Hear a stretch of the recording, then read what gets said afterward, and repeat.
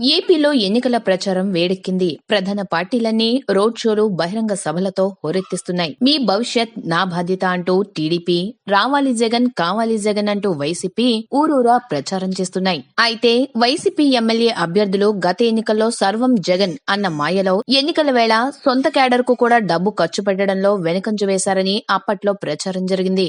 అందువల్లే కొన్ని స్థానాల్లో స్వల్ప మెజార్టీ తేడాతో ఓడిపోవలసి వచ్చిందని ఇప్పటికీ కొందరు వైసీపీ అభ్యర్థులు తెగ బాధపడిపోతూ ఉంటారు.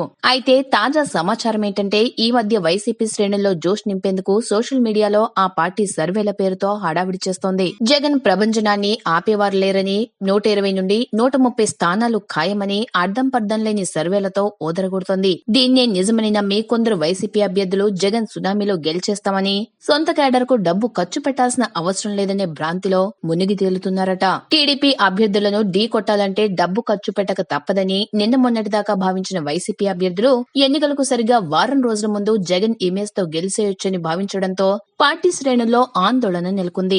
గత ఎన్నికల్లో కూడా ఇలానే భావించి బోల్తా పడ్డామని, మళ్లీ ఇదే పంథాను అనుసరించడం మంచిది కాదని వైసీపీ వర్గాల్లో చర్చ జరుగుతోంది. 2014 ఎన్నికల్లో అభ్యర్థులు జగన్ పై అతి నమ్మకం పెట్టుకుని బొక్కబోర్ల పడ్డారని, మళ్లీ జగన్ నే నమ్ముకుంటే నట్టేట మునగడం ఖాయమని కొందరు వైసీపీ నేతలు అంతర్గతంగా చర్చించుకుంటున్నారు. ప్రభుత్వంపై ఏపీలో ప్రతిపక్షం భావిస్తున్నంతలా వ్యతిరేకత లేదని, ప్రజలు చంద్రబాబుపై విశ్వాసంతోనే ఉన్నారని కొందరు రాజకీయ విశ్లేషకులు చెప్తున్నారు.